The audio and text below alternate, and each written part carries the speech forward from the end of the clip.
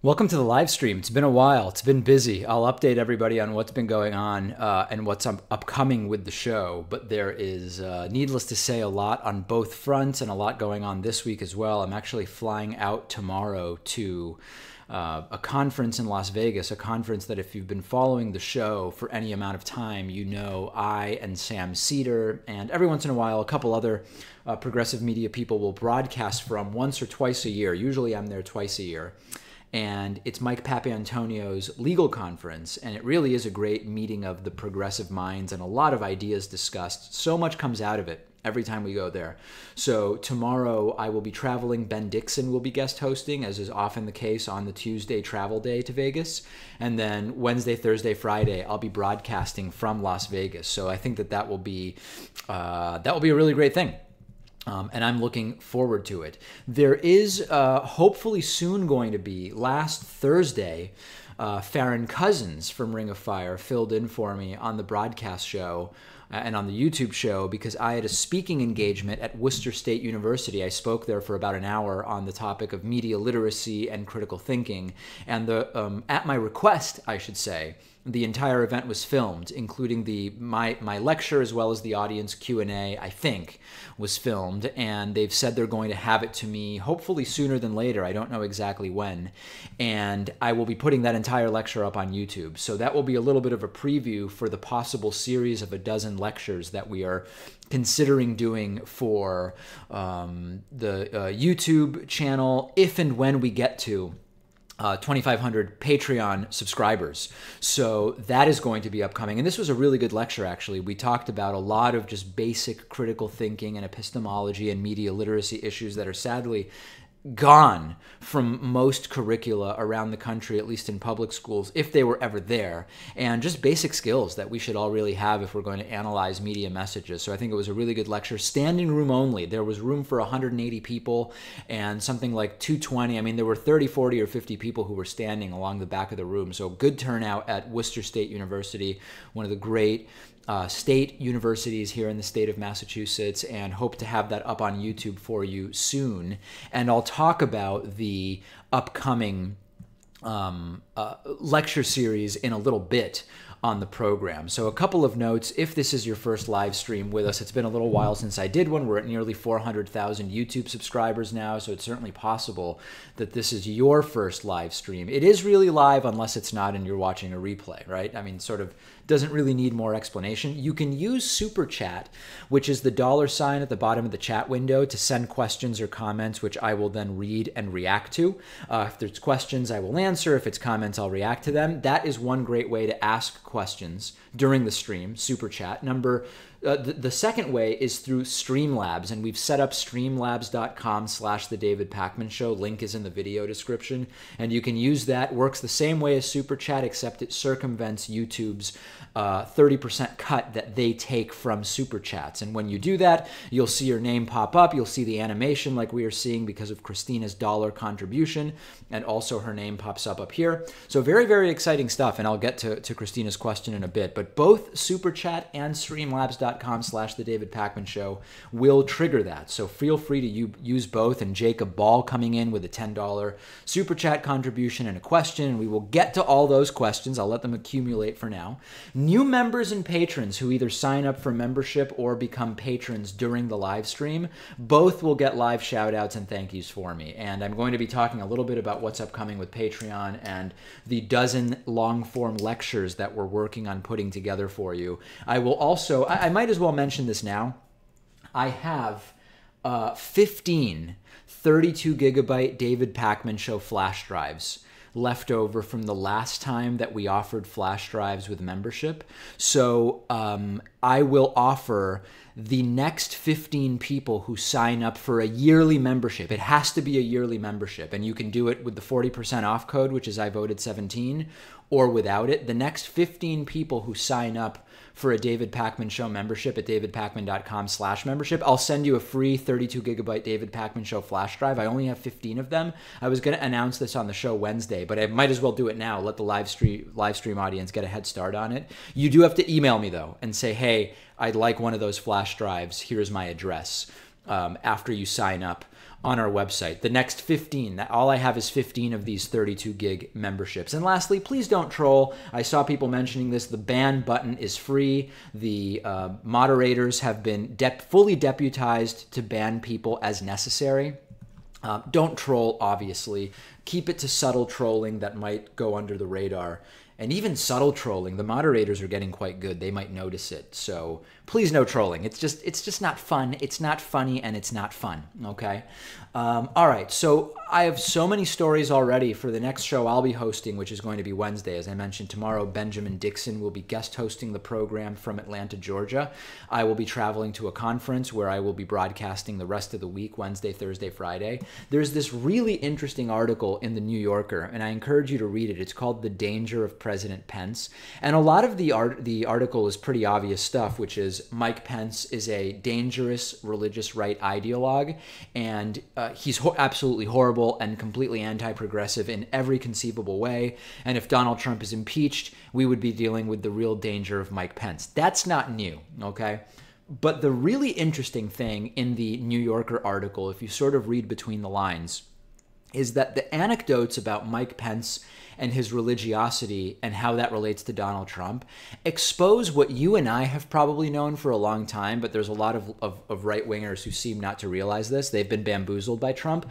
Trump is not only not religious and not anti-gay and not anti-abortion, he seems to actually find it kind of silly to be anti-gay and anti-abortion. And there's a couple different instances that are pointed out in this New Yorker article. There's one story that's told in this article, this profile about Mike Pence, where when people visit Donald Trump in the Oval Office and Trump knows that they've stopped by Mike Pence's office, Trump will sort of, in a mocking way, say, "Did Mike Pence make you pray when you stopped by his office?"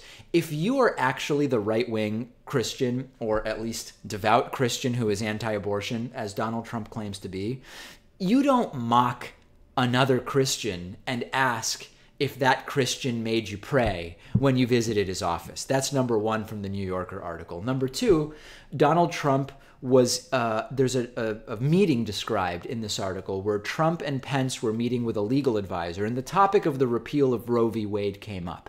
And this is something that's often talked about when there's a discussion of Supreme Court nominees. The right has this idea of a litmus test on Roe v. Wade, where they like to know, for the potential Supreme Court justice, if the possibility of repealing Roe v. Wade came up, where would that potential justice be? And a legal advisor to Trump and Pence, astutely or not, I mean, it's sort of obvious, said, you know, if Roe v. Wade were to be repealed, many states would pass state-level laws proactively legalizing at least some forms of abortion. And when Trump and Pence were told that, as the story goes, Trump turned to Pence and said something along the lines of, "See, you've wasted all this time and energy on it, and it wouldn't end abortion anyway." If you're actually an anti-abortion Christian, the way Donald Trump has characterized himself, his favorite book or his second favorite book is the Bible, and he's had this big awakening on abortion, you don't turn to another fellow Christian, fellow anti-abortion elected official and say, "See, look at how much time you've been wasting trying to ban abortion." You just don't do that. And thirdly, when the topic of gay rights came up, Donald Trump apparently pointed to Pence and jokingly said, "Don't ask that guy, he wants to hang them all." Again, not something you do if you are a conservative Christian, as Donald Trump has portrayed himself to be. Now, it's obvious to anyone who has actually been following the campaign for as long as many of us have been following it. It's completely obvious. Trump was never a Christian. Trump was never anti-abortion, and Trump was also never anti-gay. But it's more than that. There are religious rightists who have been tricked into voting for Donald Trump under the guise that he is religious. And Donald Trump might actually be hostile to the really religious. Trump's family has never been religious. Trump has never been religious. And I'm not pointing this out to say Trump is some great progressive advocate on social issues. Not at all. Trump's religion, so to speak, or his philosophy, so to speak, is greed, self-enrichment, and self-aggrandizement. If Trump thinks that by throwing women who might need abortion services under the bus, he will do it if he thinks it will further his political agenda. If Trump believes that taking an anti-gay position when it comes to employment discrimination or even gay marriage or whatever, he will do it. So on the one hand, if you are actually a religious rightist, you have been tricked and bamboozled by Donald Trump. On the other hand, this is no endorsement of, hey, we don't have to worry about Trump on abortion and other social issues, because Trump will not hesitate to throw any group under the bus and completely disenfranchise them if he believes that it will benefit him politically. So this is not good news for anybody, right? There's no one that this is good news from. If you're a progressive, you should be worried because Trump doesn't give a shit, and he will throw you or whoever under the bus as soon as he thinks it will benefit him politically. If you're a Christian, then you've just been tricked into voting into a guy who is probably more hostile than you believe to his point of view. Okay, that's one story that I'm going to be talking about on Wednesday from Las Vegas. There's also this other story that's just been released that Wilbur Ross, Trump cabinet member, Secretary of Commerce, is he Secretary of Commerce? I just had a sort of brain fart. I believe Wilbur Ross is Secretary of Commerce. Wilbur Ross accidentally left off a $2 billion disclosure from that form. Secretary of Commerce Wilbur Ross left that off, his financial disclosure that he's supposed to fill out when he becomes, when he is vetted. So it's never, oh, I was overly cautious and listed even the things that I wasn't supposed to list. It's always, oops, I forgot to list some absurd amount of wealth and or potential conflict of interest that I have financially. But don't worry about that because we're going to amend that form. It happened with Jared Kushner, dozens of foreign contacts, and I don't remember if it was also financial with Kushner. It's happened endless times, and it just so happens that Wilbur Ross did the exact same thing. Let's also talk about Rush Limbaugh's recent comments, and I hope I've already got a dozen stories queued up for the Wednesday show, and we usually cover 7 stories. And we've not even gotten to what's going to happen on Twitter at 3 a.m. tonight. So it's going to be a tight show. We're also on Wednesday going to be interviewing one of President Obama's former speechwriters, which I think will be really interesting. Rush Limbaugh is even becoming concerned with some of Donald Trump's recent comments about free speech and about censorship, and even Rush is a little worried. That's sort of like hell freezing over when Rush Limbaugh is going to express concern, serious concern, what appears to be non-pandering serious concern, not concern trolling, over a Republican president. You know that something is weird or something is not going quite right. So we'll be talking about that on Wednesday, hopefully, as well. And we also have heard this, every time I talk about circumcision, it is a total shit show, but I for that reason, I kind of like talking about it. There's a new study, a peer-reviewed medical study, which the details of which I will give you on Wednesday if I get to it, which shows that it's an analysis of male circumcision connected to women's health. And it shows that circumcision is better for women's health, and not just in Africa. That's a very common anti-circumcision talking point, which is, David, any pro-circumcision data with regard to health outcomes is from Africa. And if you look at it in the West, where there are more modern sort of hygiene practices as a result of culture and technology, you are going to not see those benefits. And this particular study looked at women's health, and it is not just in Africa. And I think it's going to be people are going to lose their shit over it effectively. So get ready for that. Okay, let me tell you about what we have going on with the Patreon. So once we get to 2,500 patrons, as you see here, we're at 1,944 patrons. We're trying to get to 2,500. When we get to 2,500, I may have mentioned this. Some people joke I mention it a lot, but actually every time I mention it, people seem shocked by it.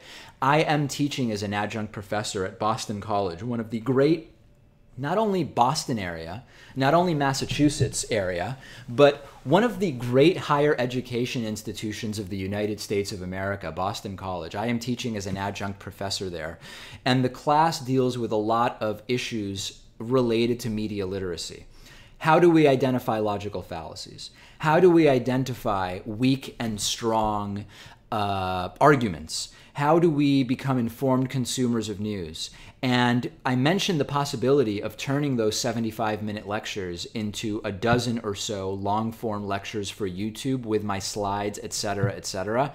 And the reaction was almost unanimously positive. Of course, there were some people who called me a dirty Jew cuck, but it actually had nothing to do with the lectures. It's just anytime I ask the audience for feedback, somebody's going to call me that, so I'm not paying particular attention to that. But mostly people like the idea of those lectures. Now, it is going to be a lot of work to put that together, so what we've set up is a goal of 2,500 patrons. And once we get there, we will go through the work of, we're not afraid to do the work, folks. A lot of people won't tell you that, but we're not. We will put together these dozen or so long-form lectures and make them available first to patrons, but eventually to everybody on YouTube. So this is a really good thing, and it's not based on money. It's based on number of patrons at patreon.com/David Pakman Show. So if that's at all interesting, throw in $1. Throw in $2, whatever the case may be, and we will make it happen. We are at 1,944 patrons. And just by the way, if we do get, I would love to get to 1,960 patrons today. We're only 16 patrons from that. If we get to 1,960 patrons during the live stream, I will create and release a 55% membership discount code, which you will be able to use. I will only tell you about it here on the live stream. And currently we have a 40% coupon code available on our website. It's I voted 17, and I encourage people to take advantage of that. But if we get to 1,960 patrons, I will create and release the 55% discount code, and I think that's a great thing. Okay, let me get into some of the Super Chat questions and the Streamlabs contributions. Let me start with Streamlabs. These have been coming in at streamlabs.com/The David Pakman Show. The first one is from Christina, who for $1 sent a contribution asking, what is your opinion of drug use? Have you ever experimented? Have you ever? I guess what you mean is, am I or have I ever experimented with drugs? I'm not experimenting with drugs right now. And my experience experimenting with drugs is pretty limited. But my opinion of drug use is that I think that, you know, we have this completely arbitrary situation where alcohol and cigarettes are legalized and a whole bunch of other drugs are illegal. I don't really understand the rationale for illegal cannabis, marijuana, and legal cigarettes. I don't really understand that. I don't understand marijuana scheduling as Schedule 1, meaning that it is just as addictive and dangerous as heroin with no medical value. I mean, we know that there is medical value to particularly the cannabinoids, CBD, in cannabis. So I am against, I believe drugs should be decriminalized and dealt with as a health issue. And I think that there should be legalization for numerous drugs, although I've not yet been convinced that all drugs should be legalized recreationally. I'm not decided against it, but I'm just not quite there yet. A user going by the name Pat Ford has sent a $1 streamlabs.com/The David Pakman Show contribution in Spanish. And I'm skeptical that this is the actual producer, Pat Ford. I will read it in Spanish, you know, and I don't really actually, this uses the Spanish word for fag, and I'm not too into that, but I guess I'll read it as is and then translate it. Okay, the comment is, ¿Qué tal marica es Pat? Estoy harto de sus diatribas borrachas a las 3 de la mañana burlando mi elección de café. This is clearly translated by Google Translate because it's an absolute abortion. Keurig no es tan mala, hijo puta. Estaba hablando con Natán y estamos listos para ponerte en tu propio lugar. El manicomio pa borrachos destructivos. So basically this is calling Pat a fag. And that's not language I use. The user is saying that they're sick of my drunk 3 a.m. diatribes making fun of Pat's coffee selection. Keurigs aren't that bad, you son of a bitch. I was speaking with Natan Pakman, presumably, my little brother, and we're ready to put you in your place. Well, I'm lacking the, I'm brain fart here. Manicomio is a nut house, I guess is what you would call it, for destructive drunks. Okay, presented without comment. $10 Streamlabs contribution from a user going by Matt Palmer. I wonder if that's the Matt Palmer that I know and is a friend of mine or not, or that doesn't seem like too common a name. So if it is Matt, thanks, Matt. Appreciate it. What Matt is doing, you're a dad, Matt. You need to be taking care of your kid, not not on my live stream. Although doing both, very, very much respected. Christina has sent a $1 contribution. My goodness, I do not usually say shit so often. You do not usually. Okay. Frank McWright has sent a $20 Streamlabs contribution. C.O.S. Kelly, a Chief of Staff Kelly, responded to reporters' quitting rumors with one of his frustration is you, and told reporters maybe develop some better sources. What has been reported inaccurately so far? Priebus Spicer, more all correctly predicted, rumor or not? Okay. I'm having a little bit of trouble parsing that, but I think the point you're making is one I've made many times, which is what major Trump administration rumors have been proven completely false? There are as yet unproven rumors, but there have really not been any Trump administration rumors definitively proven false. I guess that Rex Tillerson denied that he was considering quitting, but I don't even know that it was a great denial. So I don't know. That if your point is we don't really have false rumors, all the leaks seem to be accurate, then yeah, I completely agree with you. Christina with a $1 Streamlabs contribution. Following up, sorry for the typo, forgive me, forgiven Christina, of course. The Nameless King has sent a $3 super chat contribution. What do you think of Millennials versus Generation Z? Millennials are deemed by the right to be the lost generation, and Generation Z are supposed to be the more conservative generation and the saving grace for Western civilization. I thought that Generation Z was very close to Millennials. According to Wikipedia, Generation Z is the demographic cohort after the Millennials. No precise dates for when that cohort starts or ends. Demographers and researchers use the mid-90s to mid-2000s as starting birth years, and as of yet, there is little consensus regarding the ending birth years. Yeah, I don't agree with that. There's a bunch. It's very popular to just slam millennials as lazy or entitled or whatever. I don't buy it. I don't buy it at all. And in fact, it's millennials that have been responsible for some of the great startup companies of our time. Now, you could debate whether some of those startups are genuinely good for society or not, but the idea that millennials are just lazy. Millennials are riddled with student debt in a way that no prior generation has been, and are working in a time where there are attempts being made to take away their health care, the only health care system that they've known, one where you do have Obamacare subsidies. They're the first generation, not first generation, but they are a generation that has basically been in the workforce during one of the biggest both real estate and stock market run-ups that Schiller, what is his last name? Schiller, Irrational Exuberance. What is his first name? Robert Schiller writes about in Irrational Exuberance as probably a major bubble in both the stock market and real estate housing market. So yeah, I think that it's very popular to just slam millennials, but I think they're pretty much bogus critiques. Okay. Let's go over to Super Chat now. We're caught up on streamlabs.com/The David Pakman Show contributions. Let's see what's happening in Super Chat, starting with Jacob Ball, who made a $10 contribution. I was surprised to hear that Trump was able to get along with the president of the Virgin Islands. I heard that the president of the Virgin Islands is a narcissistic, small-handed ass. P.S. I've missed your live streams. Yeah, we did the story today. I don't know if you saw this, but Donald Trump recently said during a speech to a hate group, by the way, the American Family Association, I believe it was, that he spoke to the president of the Virgin Islands, who of course doesn't exist in the sense that Trump is the president of the Virgin Islands. The U.S. Virgin Islands and Puerto Rico and Guam and I'm missing a couple others they don't have a president. They are American territories. And yeah, Trump is a moron. Isaiah Rowe has sent a $5 super chat. Hey, David, what's your all-time favorite film? Mine is Schindler's List. That's like asking me what my favorite book is, right? And if you read with any frequency or watch movies with any frequency, how could you have one favorite movie? So I really couldn't tell you. I don't have a favorite movie. I don't actually see movies that often, although I did see the new Blade Runner on Friday. Blade Runner 2049, the sequel to Blade Runner, the original Blade Runner.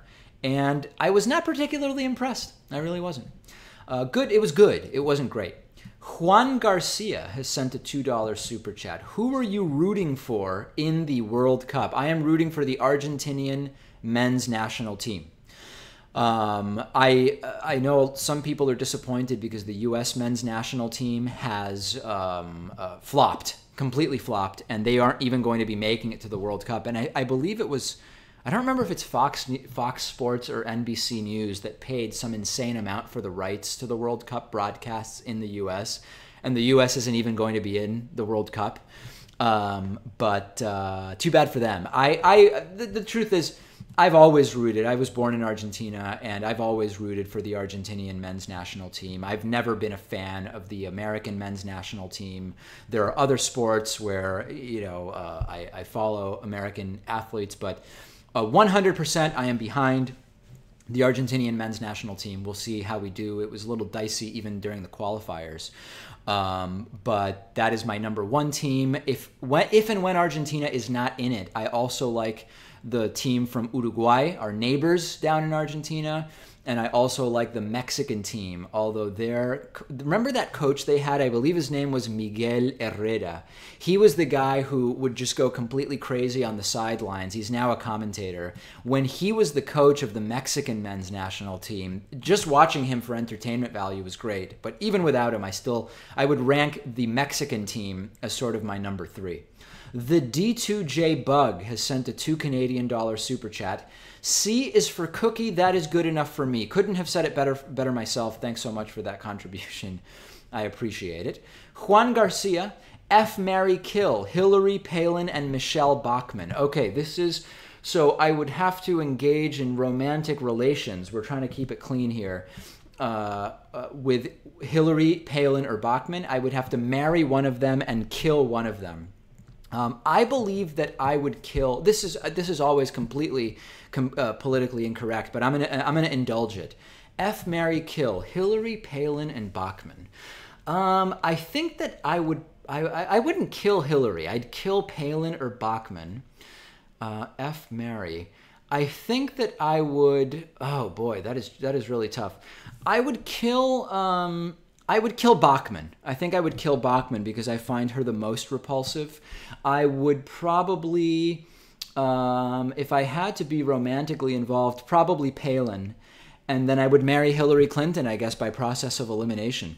I mean, it's all a little bit scary and touch and go.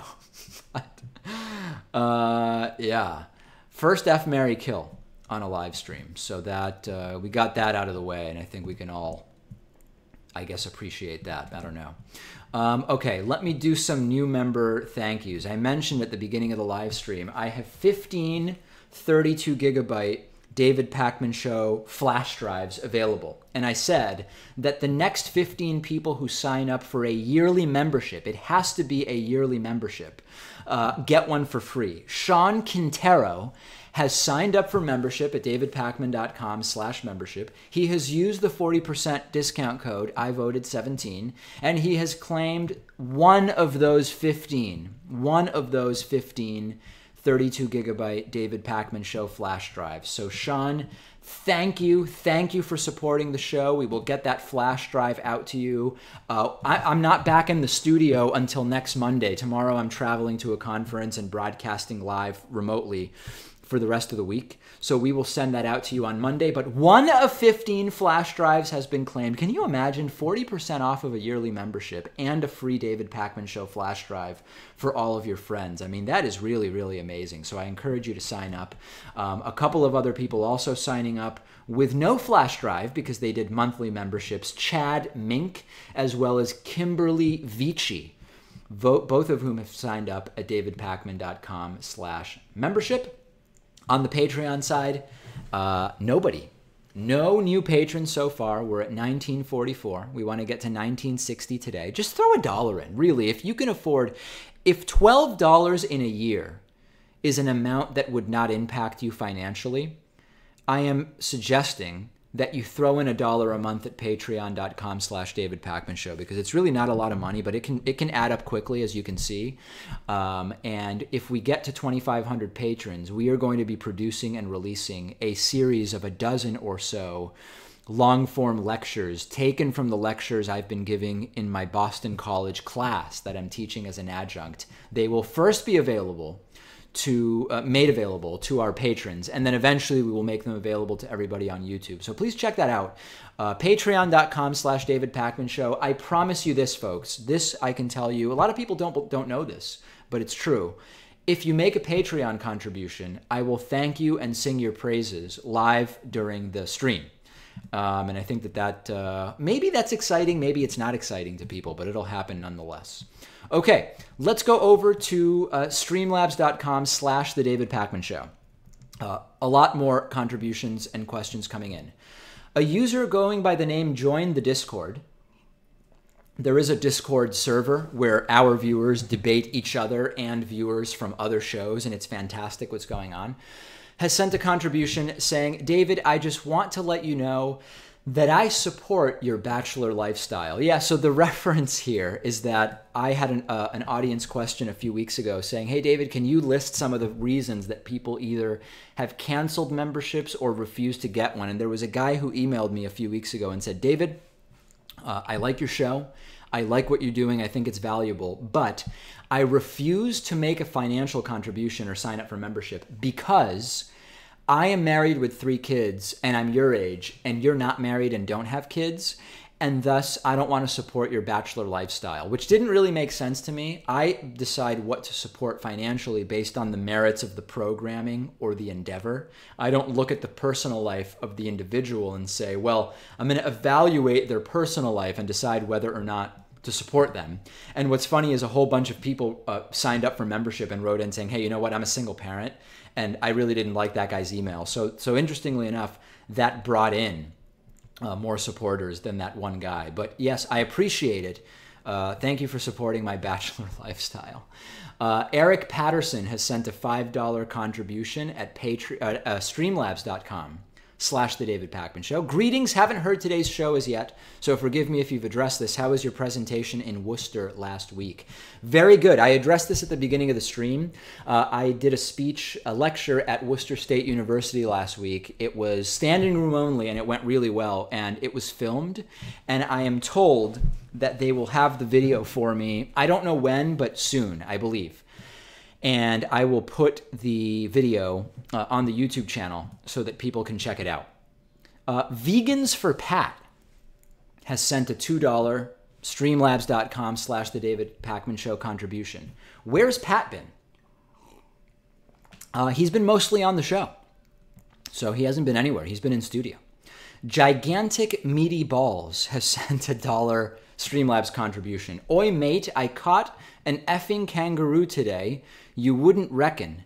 Put it on the Barbie, and ooh boy, a koala just killed the, killed the emu trying to eat my crops. Still sad about our defeat in the emu wars. All right, love you, Dave. I'm Aussie. I don't know how they pronounce it, by the way. All right, well, thank you very much. Note, and I can't really think of what to comment there. Christina has sent a $1 Streamlabs contribution. You looked very handsome wearing your tuxedo on your Instagram. I was wondering, what is your opinion of marriage? Are married relationships better than or more committed unmarried? Is it unrealistic to be monogamous for life? Okay, so a couple different things here. Yeah, I was wearing a tuxedo at a friend's wedding. My opinion of marriage is that it is an institution that I believe is a tradition that is in society, but I don't find it particularly necessary. I don't think that you are necessarily more committed to your partner if you are married. You certainly are involving potentially lawyers, accountants, and governments in ending the relationship if you decide that you want to. And for some people, they believe that that friction to separating makes it a more committed relationship. But I don't believe that. I don't believe that. Is it unrealistic to be monogamous for life? I don't know. I've read pretty interesting papers arguing that, particularly with extended lifespans, the idea of monogamy for life is less realistic. But I don't really have strong feelings about it. I'm socially, I'm very libertarian, and I'm sort of like, hey, if people want to be monogamous or not, whatever works for them. If they can make it work, by all means, have at it. If people want to get married or not. I just don't really think that much about what other people are doing within their relationship, as long as they're not trying to dictate other people's relationships. Brian has sent a $1 Streamlabs contribution. Who do you think is a stronger player, Leo Messi or Sergio Aguero?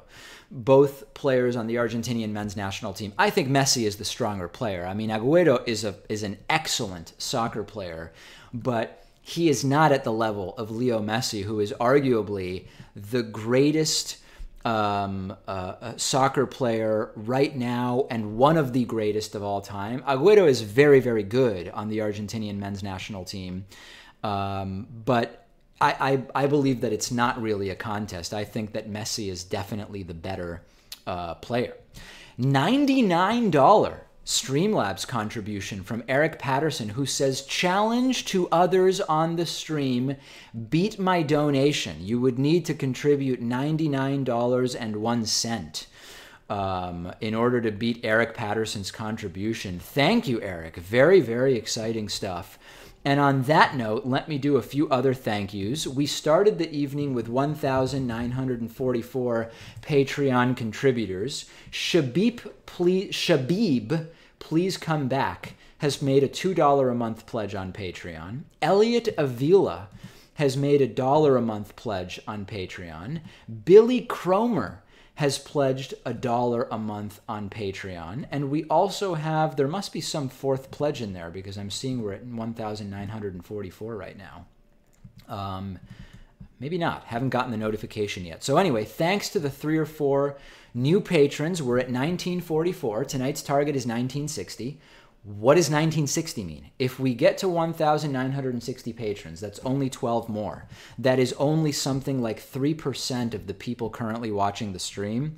If we get to 1,960 patrons tonight, I will create and release to you a 55% discount code and for membership and announce it on the stream.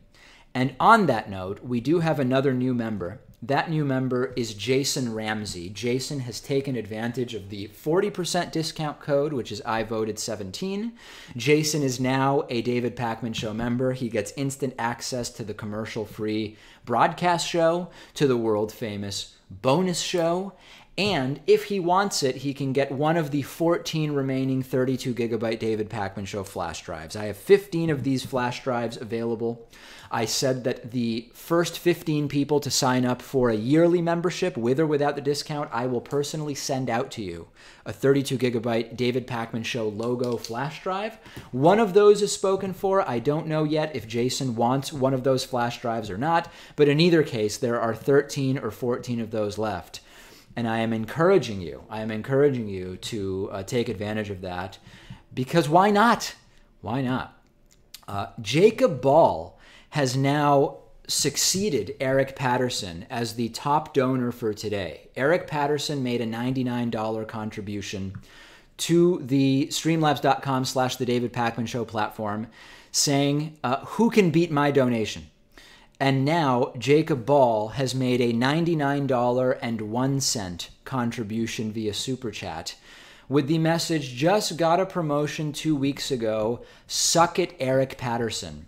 And Jacob now has become the top contributor today during the live stream, and that now moves the bar to $99.02. $99.02 would be the next high watermark for contributions during today's live stream. And Dell Dinkins has added a $2 contribution through Super Chat, which is the $ at the bottom of the chat window.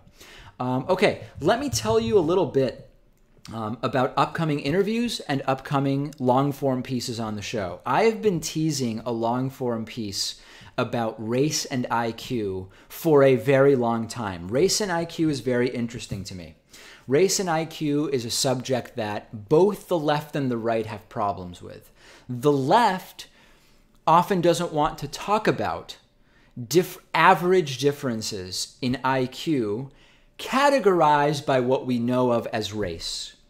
They just don't want to talk about it. There are sometimes conversations that the left struggles with having because they believe merely talking about it opens up conversations that they don't want to have. And I understand that. The right has problems with race and IQ because they often believe that if you can find differences in average IQ based on race, that justifies particular policies which may be discriminatory, or that it indicates that just because we have identified a correlation in race and IQ, that there is a causal relationship there. So both the left and right have some pretty serious problems on the issue of race and IQ. I think the problems on the right are way bigger than the problems on the left with race and IQ. We are about 90% done with the background research for a long-form piece on race and IQ that I believe is going to be really, really good. And we have one of our viewers who is really good with this particular topic. He is reviewing it. We're really getting input from a lot of different people. We're going to address the Sam Harris podcast bell curve controversy. It's going to be really, really good, okay? So that's upcoming on the David Pakman Show. We also have some really, really good interviews upcoming. On the Wednesday program, I'm going to be speaking with David Litt. David Litt, at age, I believe, 24, became a speechwriter for President Obama. His experience is fascinating, and we're going to interview him on Wednesday. Next week, by popular demand, I will be interviewing Josh Zepps. Josh Zepps has a podcast, and he has a number of other credentials, and I am going to be, he's an Australian media personality, and I'm going to be speaking with him. He is a satirist, he is a TV show host, and he has a lot of interesting stuff in his background. So I'll be speaking to him next week by popular demand. I will be interviewing Abigail Marsh. She is an expert on child sociopathy. And I am interested in the topic of sociopathy, and I've been reading a lot about if you are there interventions that can be done if sociopathic traits and psychopathic traits are identified in young children early. And we're going to be talking to Abigail Marsh about that next week on the program. I will also be interviewing Scott Page. Scott Page has a book called The Diversity Bonus. He argues that diversity, and this kind of relates to the James Damore Google diversity memo controversy. Scott Page believes that there is a measurable financial benefit to different types of diversity at businesses. So his argument is, put aside the issue of political correctness, diversity is good business, and we're going to critically analyze that. You can believe that for sure. And then we will also be speaking to, who else do we have lined up? Let me see here. We'll be speaking to Neil Howe. And Neil Howe is one of the, I guess we would call him patriarchs of Strauss-Howe generational theory. And that's interesting because it's something that Stephen Bannon, former Trump chief propagandist, has read a lot into. And we've got him on the program, and I think it's absolutely fascinating. So fantastic week of programs coming up next week, as well as one more this week. Okay, Eric Patterson. Wow, I need to take a sip of water out of my University of Massachusetts mug. Eric Patterson has now once again bested the previous high with a $100 streamlabs.com/The David Pakman Show contribution. That is now the high watermark, and he adds, let's have a contribution war. Support the David Pakman Show. I don't think anybody can beat me tonight. $204 so far. Who wants to take me on? So now $100 and a penny is the I guess the amount needed to surpass Eric with the largest single contribution. Jamal Swift, $10 through Super Chat. Do national or local network news programs ever come calling? If so who, and is it an interest of yours? You know, they really don't. And I don't do if I was really going to try to seriously get myself booked on national media more often, what I should be doing is every single day sending out a little media pitch to all of my contacts in corporate media and saying, hey, here's my take on this issue. I'm available for interviews. I don't do it, and partially I don't do it because it's a lot of time commitment. You have to go to the studio where they have the satellite uplink. They want you there a half hour early. And it hasn't really moved the needle very much for me before. I think that if I were able to get on a program like Bill Maher's Real Time or even Joe Rogan's podcast, I believe that that would move the needle in terms of bringing new people into my audience way more than have my appearances on CNN or Fox News or other channels like those. So no, they don't come calling and I don't go looking for them, and it's not really an interest of mine. Actually more like 3 years ago, if you had asked me what's the end goal with the David Pakman Show, it would be that it gets so big that it gets bought out or picked up or that I get hired by some corporate media outlet. But the truth is, my schedule is too good and the total editorial control I have is too good for me to want to do that and have a whole bunch of people analyzing everything that I'm saying, receiving notes all the time. I just want to get notes from the audience with opinions about what I'm doing. The last thing I want is that corporate structure. So no, I'm not. It's not particularly an interest of mine, although at one point it absolutely would have been. Let me say thanks to Juan Garcia, who has made a $2 a month pledge at patreon.com/David Pakman Show. Thank you very, very much, Juan. Appreciate that. We started the evening at 1,944 patrons. We've since had a few new patrons trickle in, and we are now up to 1,948. The target for this evening was 1,960 patrons. I don't know that we're going to make it there. And what I said was that if and when we got to 1960 patrons, I would create and release for you a 55% membership discount code, and you could take advantage of that and sign up. But I don't know that we're going to make it. If it's just $1, it gets us one closer. You don't have to contribute a lot of money. Those dollar contributions really add up. The $2 contributions really add up as well. But let's do it. We've still got some time. 1960. We just need 12 more of those contributions. Let's make it happen. Okay, let me jump back into the super chat. We have a super chat from Olivia Vengada, who says, for $5, why are you following corporate media by refusing to report this scandal of lies from Las Vegas massacre's ever-changing narratives? Don't you care? I don't know what you're talking about. I've been following the Las Vegas shooting story closely, and I don't know what it is that you're talking about, and I don't know if this is a conspiratorial sort of comment or if there's a particular thing, but if someone can tell me exactly which aspect of the, quote, narrative is a scandal of lies, I would be happy to look at that. I just don't know what you're talking about, but I can assure you I am not in cahoots with anybody in ignoring any particular narrative. Eric Patterson has sent a $5 Streamlabs contribution saying, Pat has been with the show now for 1 year. What's your opinion of his growth, contribution, and maturation over this past year? Name something you've learned from him that was useful. Well, Pat is chock full of interesting nuggets of information. So I couldn't name just one thing because there are dozens of factoids that I've learned from Pat that I've integrated into my knowledge. But there's no doubt that Pat's contributions to the program have been significant. His behind-the-scenes work, which people will never see, has advanced by leaps and bounds, and people love hearing from Pat on the program as well and on the bonus show. And yeah, I mean, I can't tell you the maturation of Pat, who came in wide-eyed and bushy-tailed and naive to the world of Hatriots. He has now been fully exposed and corrupted by them, and it has been incredible to see, and I think he's dealing with it as well as anybody could. The daily criticisms from Hatriots and witnessing the anti-Semitism that I am constantly riddled with every day, and all sorts of crazy stuff on the voicemail and all of this. So yeah, Pat's been exposed to a lot and really thrown to the wolves in a lot of ways. And he's doing quite well. He's doing quite well. So that is a very, very exciting thing.